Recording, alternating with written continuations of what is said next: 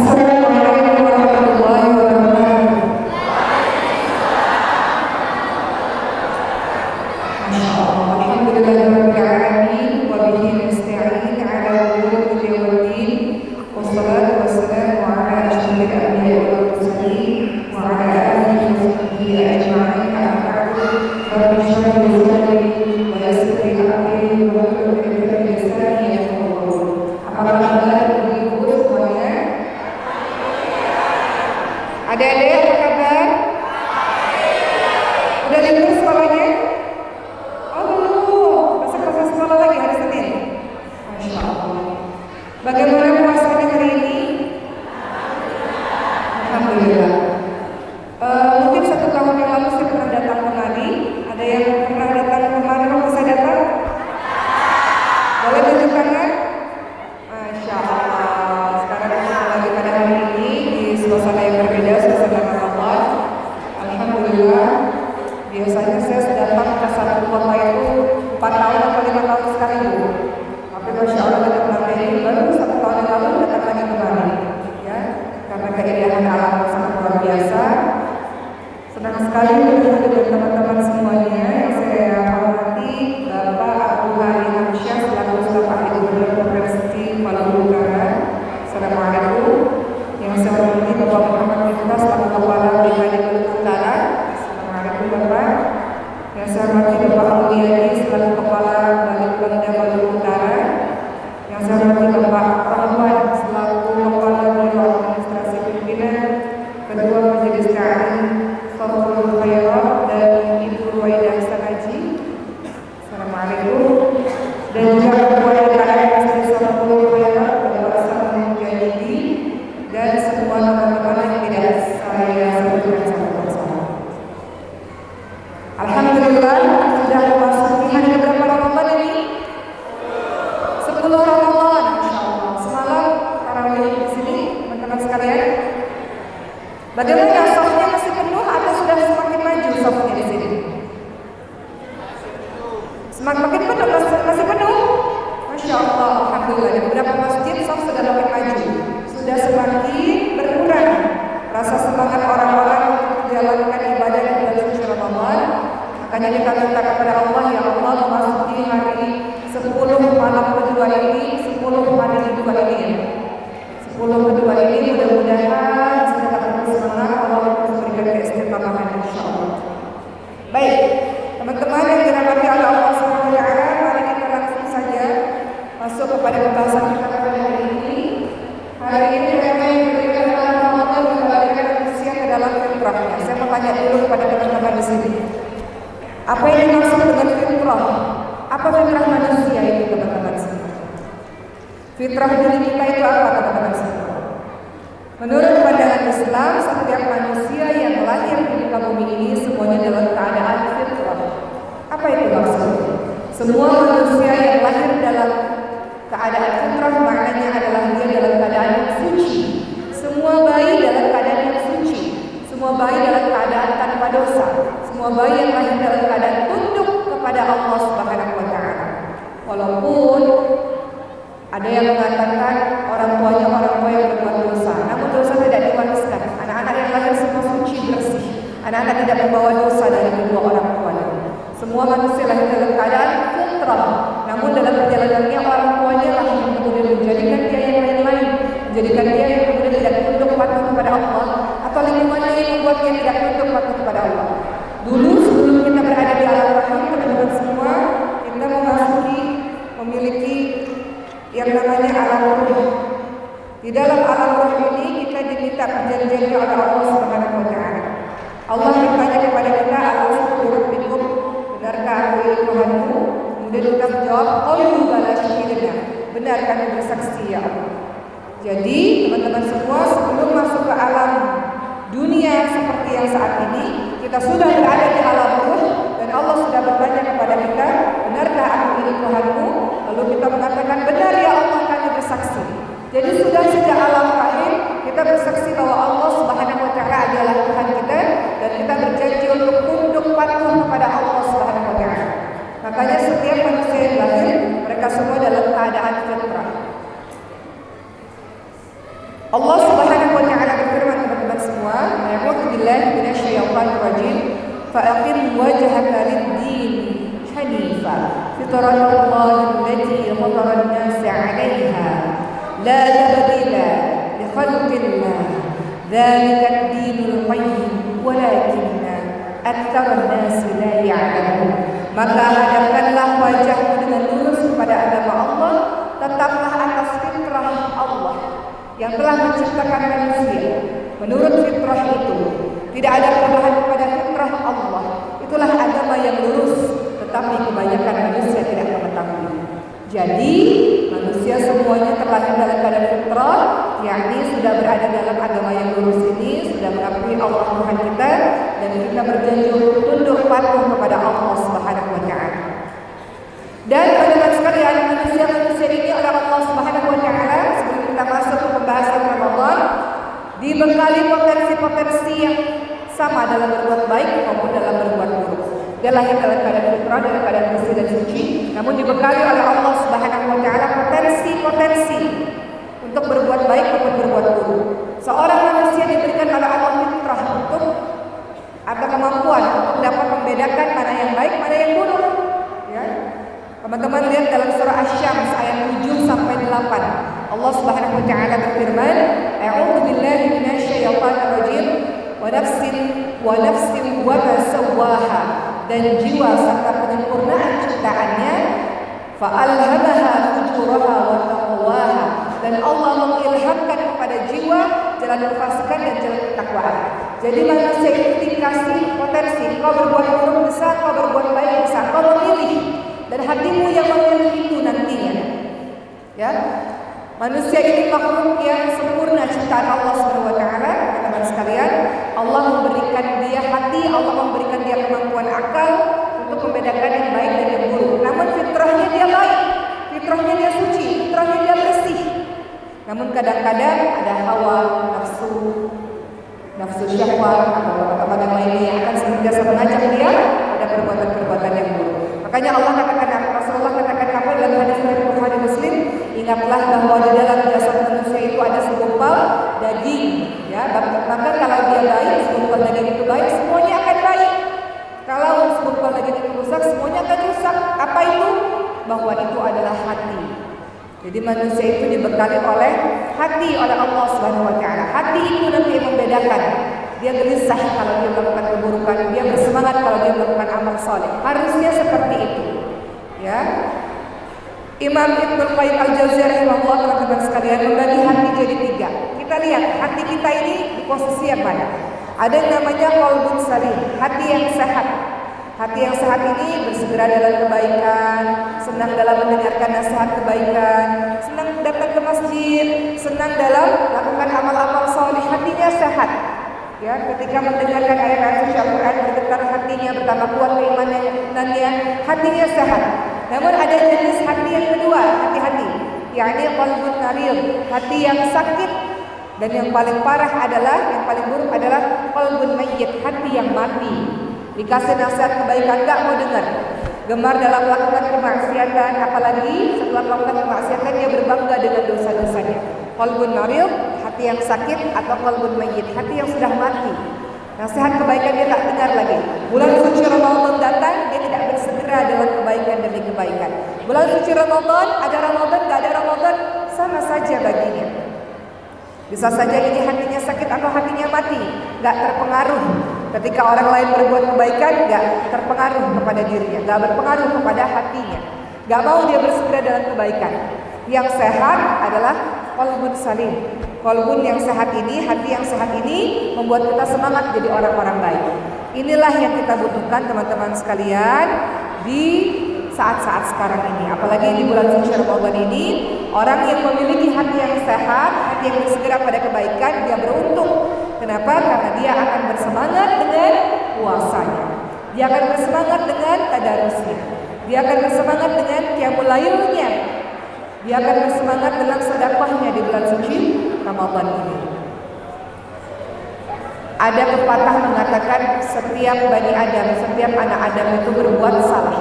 Atau manusia ini tempatnya salah dan lupa. Betul ya? Gak ada diri kita di sini yang semuanya bersih dari dosa, kan? Manusia itu pasti dia ada buat salah, pasti dia ada buat dosanya, pasti. Namun bukan berarti dibiarkan saja kesalahan itu. Karena Allah Maha Pengasih dan Maha Penyayang, teman-teman sekalian, yang tadinya kalau suci, bersih, lalu sepanjang kehidupan kadang-kadang kau berbelok kanan, berbelok kiri, Allah Subhanahu wa Ta'ala sangat menyayangi kita. Allah tahu bahwa manusia ini tempat salah dan dosa. Maka Allah dengan kasih sayangnya menurunkan berbagai macam kebaikan untuk diri kita. Salah satunya Allah menurunkan Al-Quran untuk petunjuk bagi diri kita. Makanya juga dikatakan syahrul Ramadan ini adalah syahrul Quran atau syahrul tilawah. Betul ya ibu sekalian ya? Di mana Al-Quran ini fungsinya sebagai petunjuk bagi kita. Bagaimana mungkin ada seorang muslim yang hidupnya santai saja tanpa baca Quran? Bagaimana mungkin ada seorang muslim yang hari-harinya berlalu tenang saja tanpa baca Quran? Sementara Al-Quran adalah petunjuk bagi kehidupan dia. Hudan lil muttaqin. Al-Quran adalah petunjuk bagi orang-orang yang bertakwa. Hudan linnas, petunjuk bagi setiap manusia. Jadi kita jadikan momentum Ramadan ini kita kembali lagi kepada agama Allah Subhanahu wa Ta'ala. Kita kembali kepada penciptaan kita, fitrah kita, kesucian diri kita.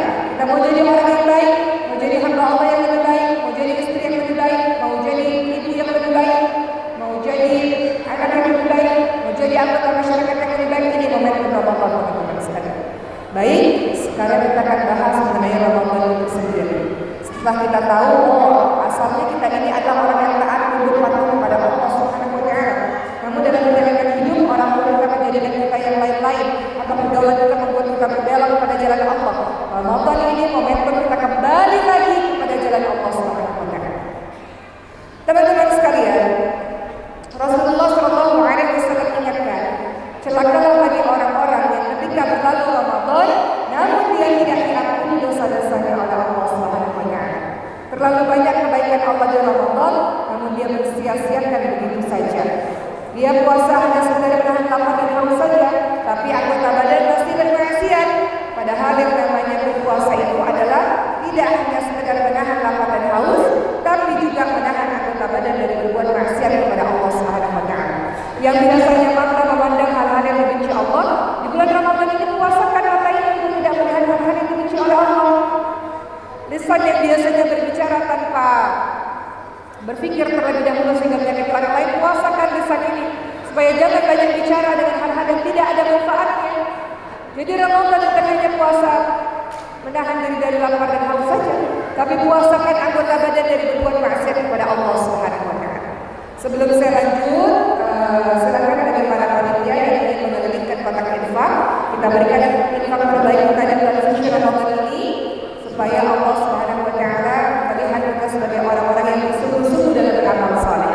Rasulullah itu adalah orang yang paling dermawan di bulan suci Ramadan, sekalian, di mana kedermawanan beliau itu dikatakan lebih cepat daripada angin yang berhembus.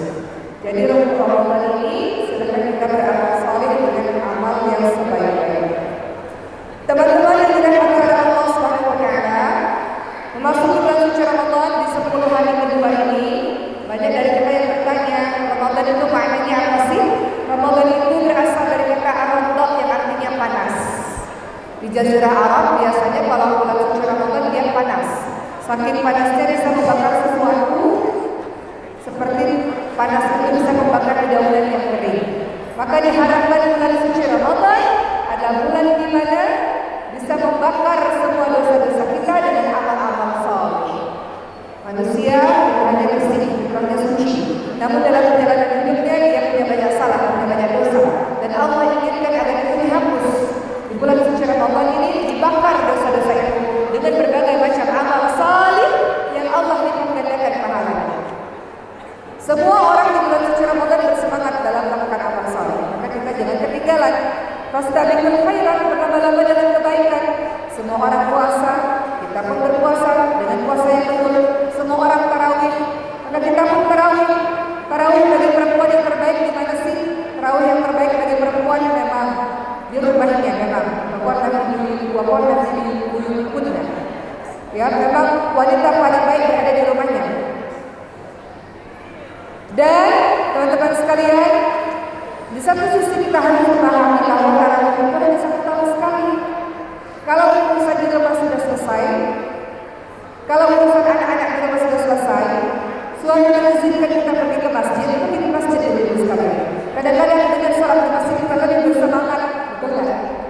Kadang-kadang kalau di rumah kita malas, kita lalai, tapi kalau pergi ke masjid kita lebih bersemangat. Jadi walaupun memang perempuan paling baik berada di rumah, namun kalau suami izinkan urusan rumah sudah beres, tidak ada masalah, tidak ada larangan kalau kita pergi ke masjid. Kadang-kadang kita salat tarawih di masjid, membuat kita lebih bersemangat. Baik, ibu-ibu dan bapak yang dirahmati oleh Allah Subhanahu wa taala, menjalankan bulan Ramadan. Para ulama melabelkan sejumlah nama untuk bulan suci Ramadan ini. Teman-teman sudah tahu, sebetulnya kita ulangi kembali.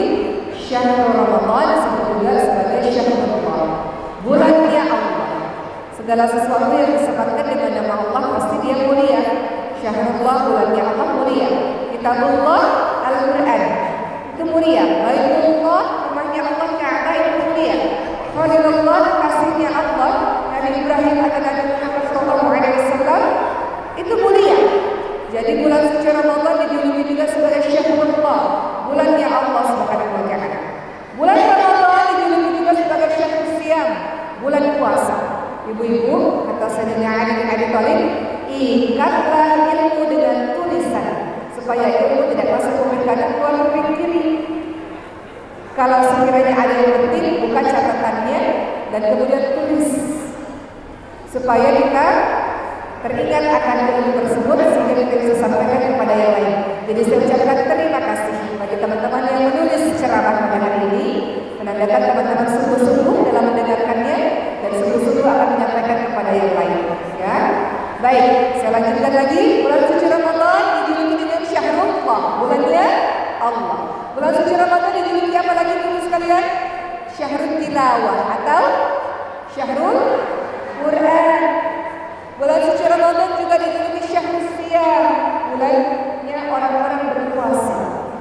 Kata Rasulullah, para perempuan-perempuan, para istri, silakan kau masuk pintu surga dari manapun pintu yang kau inginkan, asalkan kau sholat 5 waktu di bulan di hari-harimu, sholat wajib, puasa di bulan suci Ramadan, ya, puasa di bulan suci Ramadan ini, patuh pada suamimu, dan kemudian kau menjaga diri, maka silakan masuk surga dari pintu mana saja. Disebutkan salah satunya puasa di bulan suci Ramadan.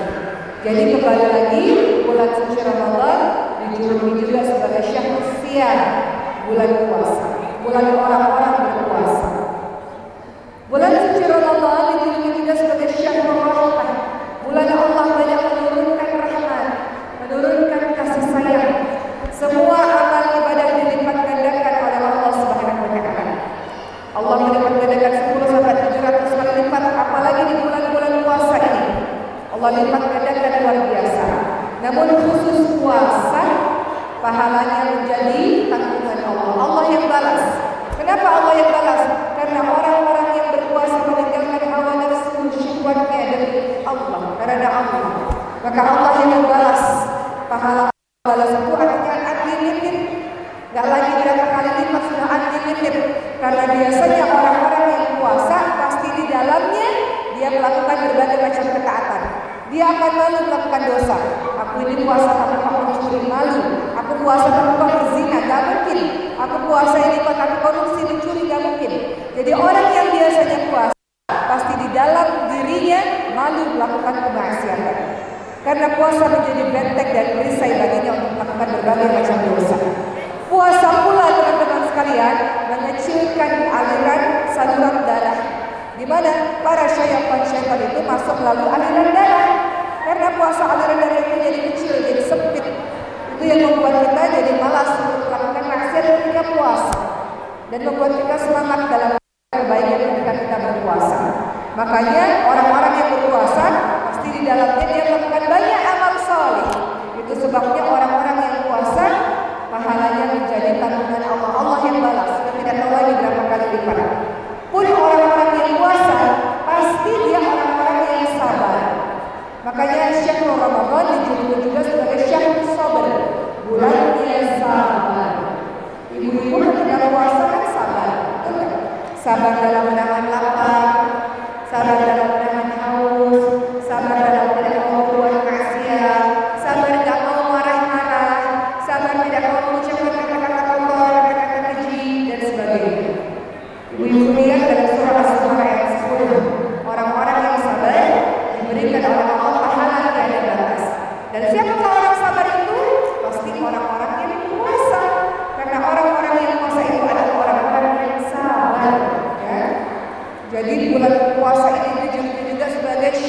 sabar, bulannya orang-orang yang sabar, dan juga syahrul tarbiyah, bulan pendidikan, mendidik jiwa-jiwa kita untuk menjadi orang-orang yang Masya Allah, luar biasa dan bersyukur.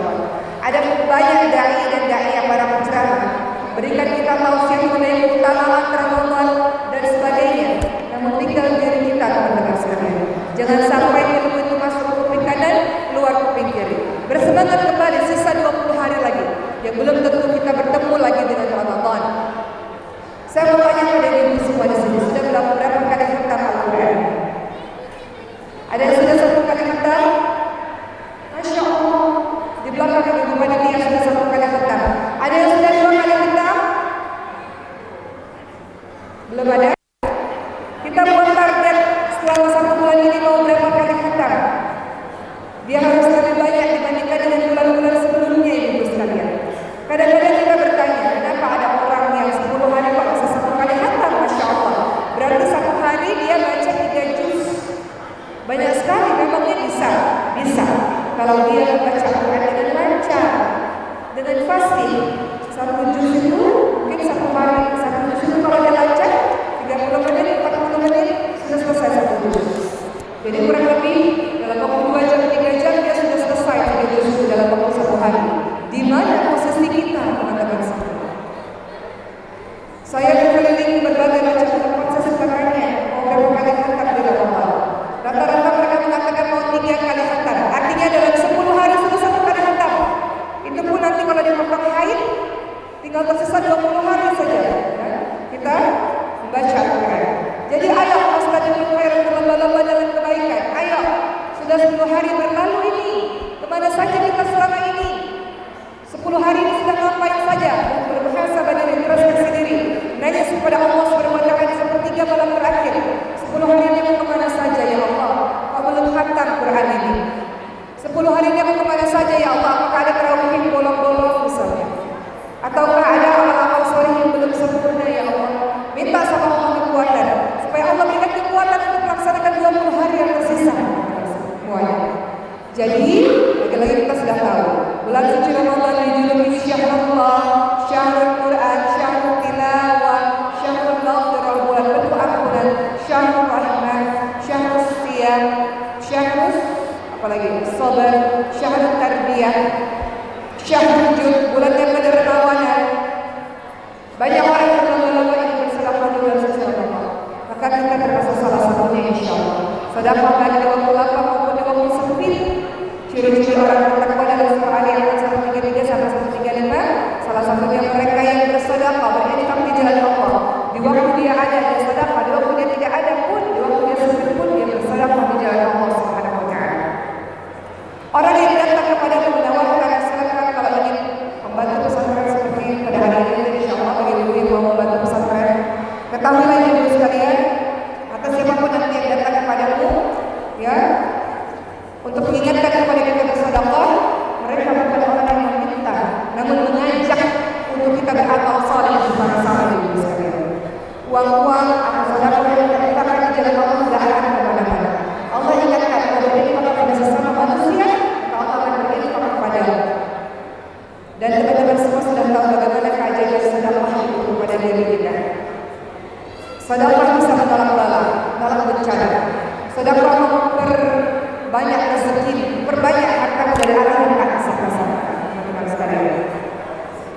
Orang-orang yang bersedekah ada pintu khusus di dalam syurga dan orang yang gemar bersedekah. Jadi silakan pilih amalan-amalan saleh apa yang mau kita unggulkan di hadapan Allah. Ada orang yang ingin atau mencintai salat, dia sangat gemar salat-salat sunnah. Di dalam bulan suci Ramadan dia tidak pernah meninggalkan qobliyah ba'diyah, dia tidak pernah meninggalkan duhanya, tidak pernah meninggalkan tahajud, tidak pernah meninggalkan taubat dan salat hajat. Kalau mau apa-apa salat istighfar, orang ini mungkin bisa masuk surga dari pintu khusus yaitu pintu surga. Jadi pintu surga itu ada 8. Ada pintu surga khusus untuk orang-orang yang suka salat. Ada pintu surga khusus untuk orang-orang yang senang bersedekah di jalan Allah Subhanahu wa taala. Ada pintu surga khusus untuk orang-orang yang gemar berpuasa. Puasa Ramadan dia puasa, setelah puasa Ramadan selesai, dia puasa-puasa sunnah lainnya. Dia puasa Senin Kamis, dia puasa Daud, hari ini puasa, besok tidak, hari ini puasa, besok tidak. Puasa Ayyamul Bid 3 hari di tengah bulan. Dan puasa-puasa lainnya, dia bisa masuk surga dari pintu Ar-Rayyan, pintu khusus untuk orang-orang yang suka berpuasa. Ada pintu surga khusus untuk orang-orang yang berhaji, yang hajinya mabrur, yang hajinya diterima oleh Allah Subhanahu wa taala, yang ketika pulang haji dia menjadi orang yang sangat saleh dan taat kepada Allah Subhanahu wa taala. Ada pintu surga orang yang tidak dihisab. Ada 70.000 orang yang tidak dihisab kata Rasul. Siapa mereka? Orang yang tidak minta diruqyah dengan cara-cara yang tidak baik, ya. Kadang-kadang minta diruqyah tapi dengan pertolongan jin dan sebagainya. Itu tidak boleh, ya. Tidak ada tauhid di dalam dirinya. Dan juga orang yang dianggap atau orang yang termasuk masuk surga tanpa dihisab, mereka yang tidak beranggapan sial. Apa maksudnya? Kadang-kadang kita lihat, oh ada burung gagak artinya saya sial nih. Oh ada kartu yang membicarakan saya begini artinya saya sial. Tidak ada tauhid di dalamnya. Kepercayaan kepada Allah justru kepercayaan kepada makhluk-makhluk yang lainnya. Jadi orang-orang yang dimaksud sebagai orang yang masuk surga tanpa dihisab, orang yang memiliki tauhid yang kokoh. Siapa lagi orang yang masuk surga tanpa dihisab, teman-teman sekalian? Orang-orang yang menahan marah dan mudah memaafkan kesalahan orang lain. Dia orang-orang yang masuk surga tanpa dihisab. Selanjutnya ada pintu zikir, pintu menuntut ilmu, pintu orang yang ridha terhadap ketetapan Allah. Itu pintu-pintu surga. Jadi kembali lagi teman-teman sekalian, ya, bulan puasa ini memiliki banyak sekali julukan-julukan yang mudah-mudahan kita bersegera dalam beramal saleh. Minta sama Allah, kalau kita malas, minta sama Allah, ya Allah, makin hari di masjid safnya makin sepi. Nanti malam ibu ke masjid, ibu lihat berbeda. Saf di hari pertama dengan saf di 10 hari kedua ini pasti berbeda. Apalagi nanti 10 hari terakhir sudah makin sepi masjid. Memang begitu dari tahun ke tahun. Namun kita tidak mau jadi orang begitu. Kita minta sama Allah, ya Allah saya mau, ya Allah, terus bersemangat hingga akhir teman-teman sekalian. Sehingga kita layak disebut sebagai orang yang meraih kemenangan. Siapa orang yang meraih kemenangan? Kan kalau hari raya Idul Fitri kita katakan meraih kemenangan. Meraih kemenangan hanya bisa dimiliki oleh orang-orang yang betul-betul menjalankan ibadahnya dengan baik di bulan suci Ramadan. Tidak bisa dikatakan kau meraih kemenangan ketika Ramadanmu banyak maksiatnya, ketika Ramadanmu banyak malasnya, ketika Ramadanmu banyak perbuatan sia-sianya, banyak perkataan sia-sianya, engkau tidak jalankan ibadah secara sempurna. Kemudian engkau katakan meraih hari kemenangan. Nggak bisa teman-teman semua. Yang disebut sebagai orang-orang yang meraih kemenangan adalah orang-orang yang diampuni dosa-dosanya oleh Allah, orang-orang yang totalitas dalam menjalankan ibadah dalam bulan suci Ramadan, orang-orang yang terus melakukan tarawihnya dengan istiqamah, tadarus Quran dengan istiqamah, puasa dengan betul-betul dengan mempuasakan juga seluruh anggota badan dari berbuat maksiat kepada Allah Subhanahu wa taala. Itu orang yang disebut sebagai orang yang meraih kemenangan. Kadang-kadang kita bertanya, para orang-orang saleh di zaman dulu, ibu sekalian, setelah Ramadan 6 bulan lamanya terus berdoa kepada Allah agar ibadah-ibadahnya diterima oleh Allah. Mereka ada rasa takut, ada rasa khawatir, jangan-jangan puasaku gak diterima sama Allah, jangan-jangan sholatku tidak diterima oleh Allah, jangan-jangan tadarusku tidak diterima oleh Allah. Mereka doa 6 bulan lamanya agar ibadah kita diterima oleh Allah Subhanahu wa taala, ibadah mereka diterima oleh Allah. 6 bulan berikutnya berdoa agar umurnya bisa sampai bulan Ramadan. Begitu pula dengan kita.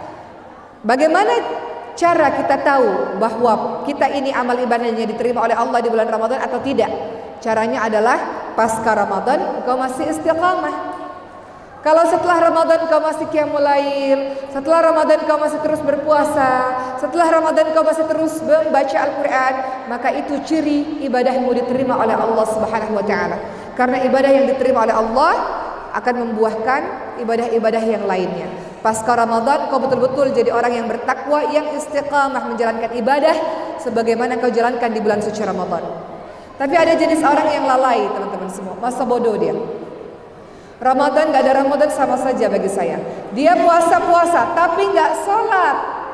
Ada orang puasa-puasa karena sekitarnya puasa tapi sholatnya masih bolong-bolong. Ada ya ibu-ibu sekalian ya. Bagaimana hal ini bisa terjadi? Sebagaimana kita tahu bahwa orang mukmin dan orang yang tak beriman dibedakan dengan sholatnya. Jadi sekarang kita sudah tahu kembali lagi bahwa bulan suci Ramadan memiliki banyak sekali julukan-julukan, dan dengan mengetahui julukan itu maka kita bersemangat dalam beramal saleh. Baik, teman-teman yang dirahmati oleh Allah Subhanahu wa taala, berikutnya ibu-ibu sekalian, mari kita lihat apa-apa saja sih keutamaan di bulan suci Ramadan ini. Ada begitu banyak keutamaan. Yang pertama adalah yang seperti kita tahu, makanya aneh kalau ada orang malas baca Quran, kalau ada orang lalai baca Quran di bulan Ramadan. Aneh dia, seakan-akan dia tidak pernah mendengarkan firman Allah dalam surah Al-Baqarah 185. Allah memilih bulan yang mulia untuk menurunkan sesuatu yang mulia, yakni Al-Quran. Dicontohkan oleh Rasulullah membaca Quran setiap saat.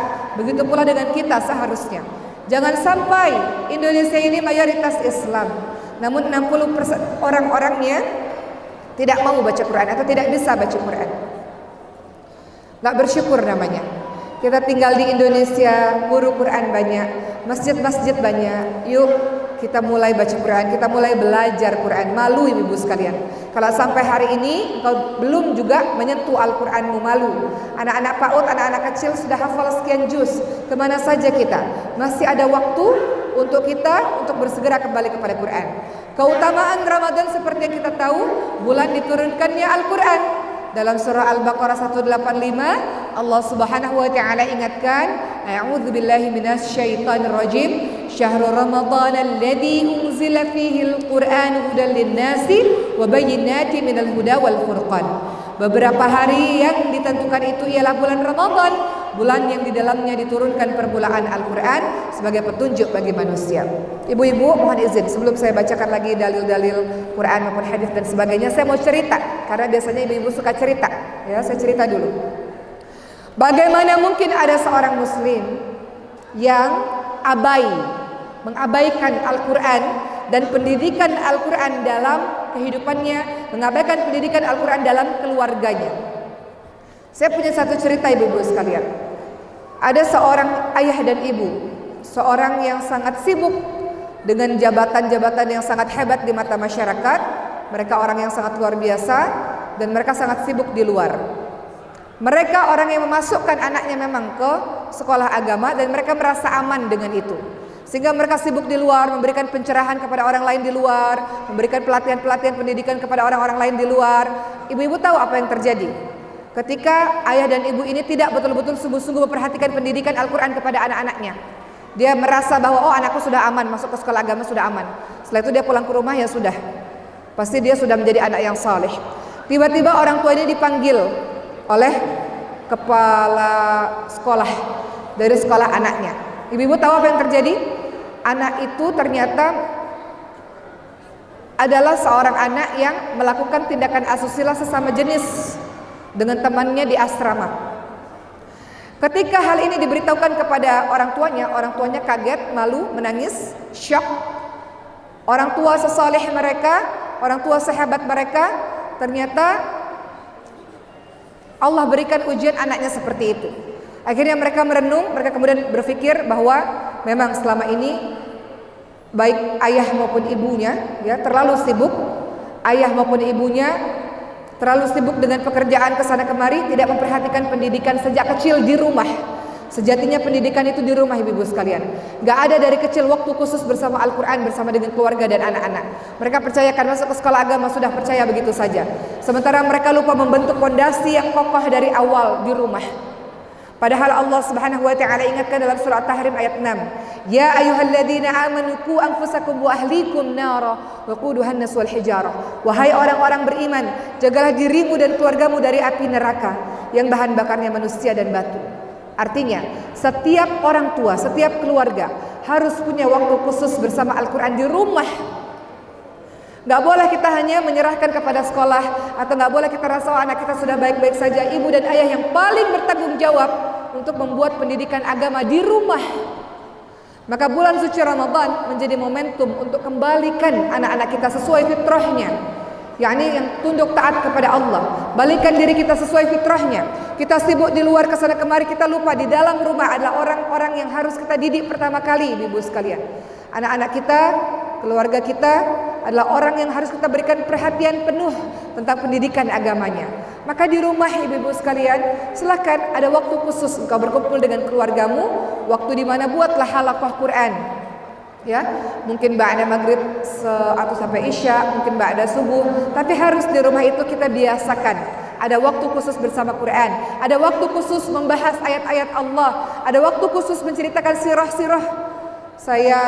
Kalau saya boleh bercerita ibu sekalian, saya pun jauh dari kata sempurna, masih terus belajar. Kami di luar bulan suci Ramadan punya waktu khusus bersama Al-Quran itu ba'da maghrib sampai malam. Itu waktu seluruh anggota keluarga bersama dengan Quran. Dan sebelum tidur kami punya waktu setengah jam ibu sekalian untuk menceritakan kisah-kisah para sahabat, kisah-kisah orang hebat supaya anak-anak terinspirasi. Kita ceritakan bagaimana kisah para sahabat-sahabat yang sangat luar biasa dalam keimanannya, dalam kesalehannya. Dan setelah itu mereka akan bertanya, akan berdiskusi. Dengan begitu mereka akan mengenal siapa para sahabat-sahabat Nabi, orang-orang hebat, orang-orang saleh. Jadi apa yang saya sampaikan pada saat ceramah saya, biasanya ketika pulang di rumah sebelum tidur saya ceritakan kembali kepada anak-anak. Dan hal itu tidak hanya dilakukan oleh saya. Saya banyak bertanya kepada para guru-guru lain, mereka mengatakan ya, kami juga di rumah ada waktu khusus untuk kami baca buku sama-sama, kami saling berdiskusi sama-sama. Jadi ada waktu khusus berkumpul bersama dengan keluarga, quality time untuk sama-sama belajar ayat-ayat Allah ini. Saya bertemu dengan guru-guru, para ustadz, mereka juga begitu. Setelah mereka selesai ibadah, mereka kumpulkan anak-anak dan mereka memberikan walaupun cuma 10 menit, 15 menit, tapi ada quality time bersama dengan keluarga, beribadah bersama-sama. Seperti kita lihat Nabi Ibrahim alaihissalam, ibu-ibu sekalian, beribadah bersama-sama dengan sang anak Nabi Ismail alaihissalam dalam membuat Ka'bah. Begitu pula dengan kita. Ibu-ibu pilih mau ibadah sama-sama dengan keluarga itu apa? Ada yang ibadah sama-samanya baca Quran, ada yang ibadah sama-sama menuntut ilmu, ada yang ibadah sama-samanya mempersiapkan untuk bersedekah. Dia libatkan anak-anaknya, nak, kita masukkan kurma-kurma yang kecil-kecil ini nak ke dalam kantong plastik, nak. Nanti kita bagikan pada saat buka puasa. Itu mengajak ibadah sama-sama. Jadi kita nggak soleh sendirian ibu-ibu sekalian. Kita mau masuk surga sama-sama, betul? Ibu-ibu mau masuk surga sama-sama kan? Atau mau masuk sendirian? Ibu masuk ke surga, anak di neraka, atau ibu di surga, suami di neraka, atau ibu di surga, orang tua di neraka? Kan tidak mau.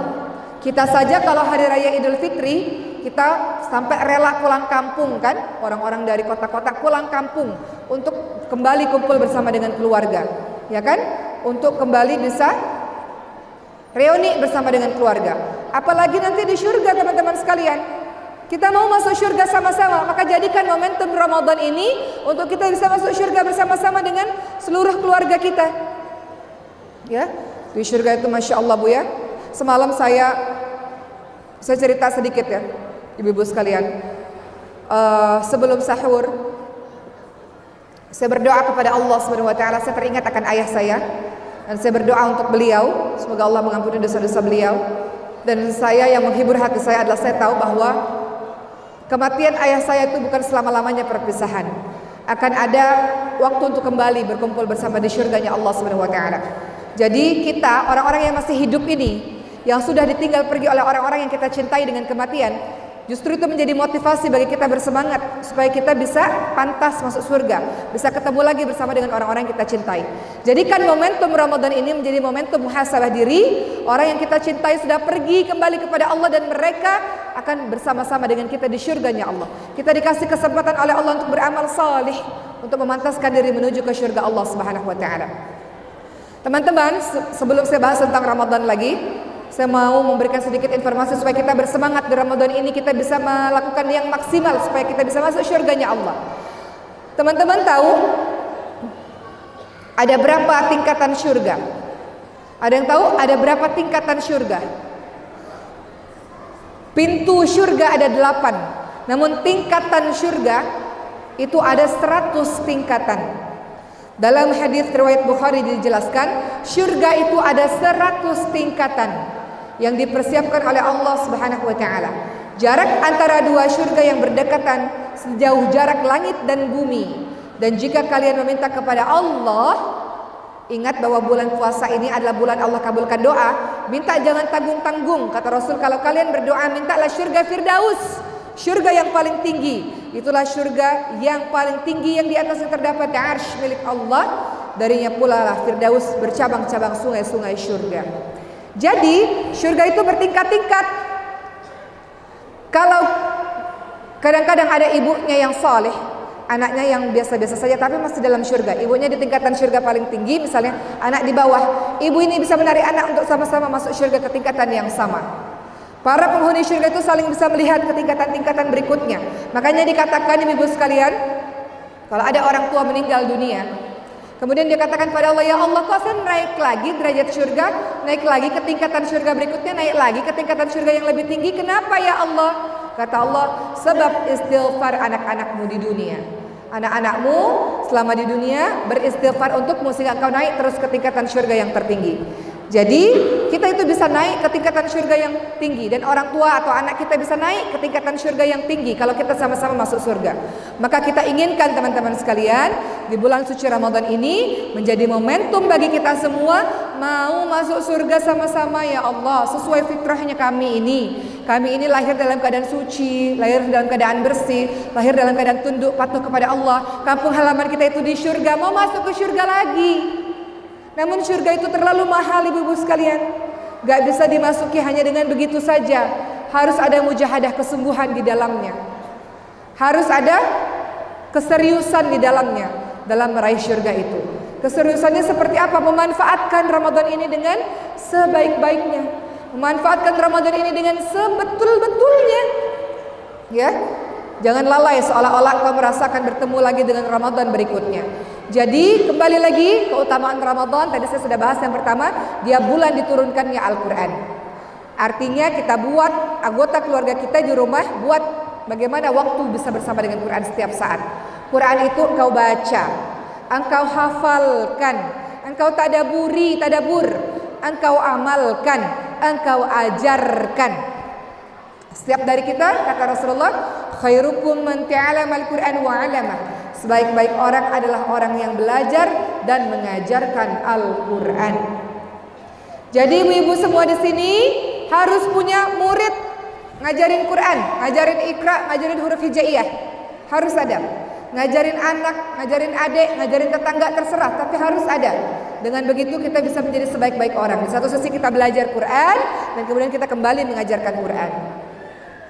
Berikutnya ibu-ibu sekalian, keutamaan Ramadan selain dia diturunkannya Al-Quran, yang kedua adalah syaitan dibelenggu, pintu neraka ditutup, pintu surga dibuka. Ya, artinya apa? Hadis ini bermakna terbukanya pintu surga, tertutupnya jahanam, terbelenggunya setan sebagai tanda mulianya bulan Ramadan ini. Bermaknanya pintu surga karena Allah memudahkan kita melakukan berbagai macam amal soleh. Rasanya kok keterlaluan sekali. Semua orang salat tarawih, dia tidak salat. Semua orang tadarus Quran, dia tidak baca Quran.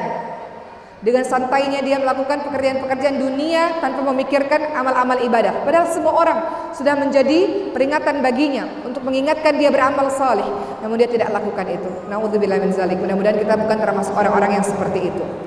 Dan keutamaan Ramadan nanti di 10 malam terakhir seperti yang sudah ibu-ibu semua tahu. Kata Allah Subhanahu wa taala, "Inna anzalnahu fi lailatul qadar wa ma adraka ma lailatul qadar. Lailatul qadari khairum min alfi syahr." Sesungguhnya Allah menurunkan Al-Qur'an pada malam kemuliaan. Tahukah kalian malam kemuliaan itu apa? Malam kemuliaan itu ialah malam yang lebih baik daripada 1000 bulan. Jadi ibu buat kuenya dari sekarang. Jangan buat kuenya nanti di 10 malam terakhir. Saat semua orang mau ibadah, ibu sibuk buat kue dan nggak jadi ibadah. Ya, jadi 10 malam terakhir adik-adik yang remaja-remaja, sholatnya yang betul, tarawih sampai akhir ya. Jangan tarawihnya bolong-bolong. Malu sama adik-adik usia 7 tahun, 8 tahun, mereka sudah sholat full. Jadi adik-adik remaja-remaja ini ya, malu. Harus sholat full tarawihnya. Ya, dan di 10 malam terakhir dikatakan akan datang malam 1000 bulan, di mana engkau beribadah seperti 84 tahun terakhir. Pada malam bulan suci Ramadan atau pada hari-hari bulan suci Ramadan, keutamaannya adalah bulan suci Ramadan, bulan dikabulkannya semua doa. Doa teman-teman sekalian. Dalam kehidupan kita kan banyak sedihnya, banyak tangisnya, banyak air matanya. Ibu-ibu semua di sini banyak persoalannya. Kelihatannya saja bahagia, padahal tangisannya banyak. Betul nggak? Ada yang Allah uji suaminya menyakiti hatinya. Ada yang Allah uji rumah tangganya sedang tidak baik-baik saja, tapi ya sudahlah, mau gimana lagi, jalankan sajalah. Padahal banyak menyakiti hatinya. Ada yang Allah uji dalam rumah tangganya, anak-anaknya menyakiti hatinya, atau para anak-anak orang tua menyakiti hatinya. Atau ada yang Allah uji kehidupan ekonomi yang tidak baik, hutang di mana-mana. Atau yang ada diberikan uji oleh Allah fitnah kepada dirinya dan kesedihan-kesedihan lainnya. Ada yang sakit tak kunjung sembuh, ada yang menikah belum diberikan anak, ada yang masih mencari jodoh hingga hari ini padahal usianya sudah semakin bertambah. Ujian kita masing-masing. Sombong diri ini kalau tidak angkat tangan untuk berdoa kepada Allah Subhanahu wa taala. Angkat tangan, berdoa dengan sungguh-sungguh kepada Allah Subhanahu wa taala, karena di bulan suci Ramadan ini adalah bulan yang dimana Allah kabulkan semua doa-doa kita. Rasulullah katakan, orang-orang yang berpuasa sampai berbuka, maka doa-doanya dikabulkan oleh Allah Subhanahu wa taala. Bulan suci Ramadan, bulan yang Allah kabulkan doa. Di sepertiga malam terakhir di waktu sahurmu itu, Allah mengabulkan doa-doa. Setelah melakukan amal soleh, Allah kabulkan doa-doa. Terlalu banyak waktu, tempat, keadaan mustajab untuk Allah kabulkan doa, maka doa dengan sungguh-sungguh. Kalau tidak ingat, catat doa itu, dicatat. Sehingga ibu-ibu semua tahu secara detail doa apa yang mau kita minta kepada Allah Subhanahu wa taala. Ya. Minta kepada Allah dengan sungguh-sungguh. Ada yang mengatakan, aku sudah berdoa Allah tidak kabulkan. Bukan. Kata Rasul, engkau ini jenis orang yang berdoanya terburu-buru. Kenapa? Allah mengabulkan semua doa. Ketika engkau mengatakan aku sudah berdoa tapi Allah tidak kabulkan, engkau berdoa dengan keadaan terburu-buru. Padahal sebentar lagi Allah akan mengabulkan doamu, hanya saja engkau sudah berhenti dengan doamu itu. Allah mengabulkan semua doa, teman-teman sekalian. Allah sangat dekat kepada diri kita. Allah menginginkan kita merintih, menangis. Mata yang mengeluarkan air mata karena menangis karena Allah Subhanahu wa taala adalah mata yang tidak pernah disentuh oleh api neraka. Banyaklah menangis di bulan suci Ramadan ini. Engkau teringat akan semua dosa-dosamu, teman-teman sekalian. Engkau berdoa kepada Allah agar engkau diberikan seorang imam yang baik, imam yang teladan untuk dirimu, yang tidak menyakiti hatimu, yang menyenangkan hatimu. Agar engkau diberikan anak-anak yang sehat, anak-anak yang menjadi penyejuk hatimu. Agar engkau diberikan orang tua yang menjadi penyejuk hatimu. Agar engkau menjadi orang yang dilunaskan hutangnya oleh Allah Subhanahu wa taala. Agar engkau orang yang disembuhkan dari berbagai macam penyakit dan sebagainya. Minta kepada Allah. Allah Subhanahu wa taala berfirman dalam surah Al-Baqarah 186. A'udzu billahi minasy syaithanir rajim. Wa idza sa'alaka 'ibadi 'anni fa inni qarib ujibu da'watad da'i idza da'an فَلْيَسْتَجِيبُوا لِي وَلْيُؤْمِنُوا بِي لَعَلَّهُمْ يَرْشُدُونَ. Dan apabila hamba-hambaku bertanya, di mana aku?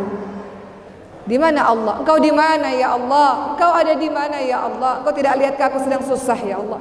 Tidakkah engkau lihat ya Allah, aku sedang dalam keadaan bersedih ya Allah? Katakan, kalau ada orang yang bertanya kepadaku tentang aku, maka katakan ya Muhammad bahwa sesungguhnya aku sangat dekat. Allah sangat dekat dan aku mengabulkan permohonan semua doa kalau engkau berdoa kepadaku, kalau para manusia itu berdoa kepadaku, asalkan kau mengikuti perintahku wahai para hambaku, dan asalkan beriman kepadaku. Jadi bulan suci Ramadan, bulan di mana Allah kabulkan doa. Rendahkan diri kita di hadapan Allah Subhanahu wa taala, minta sebagai diri peminta-minta yang begitu rendah di hadapan Allah. Engkau itu tak berdaya di hadapan Allah. Kekayaan yang kau miliki Allah yang kasih. Allah mau ambil sewaktu-waktu mudah bagi Allah. Suamimu, anak-anakmu Allah yang kasih. Suatu ketika Allah ambil mudah bagi Allah Subhanahu wa taala. Kesehatanmu Allah yang berikan. Namun Allah berikan kita kesehatan, kesehatan itu pula kita lakukan untuk mendurhakai Allah, untuk menyakiti Allah. Kesehatan yang Allah berikan itu kemudian kita lakukan dalam hal-hal maksiat kepada Allah Subhanahu wa taala. Betapa kurang ajarnya diri ini, teman-teman sekalian.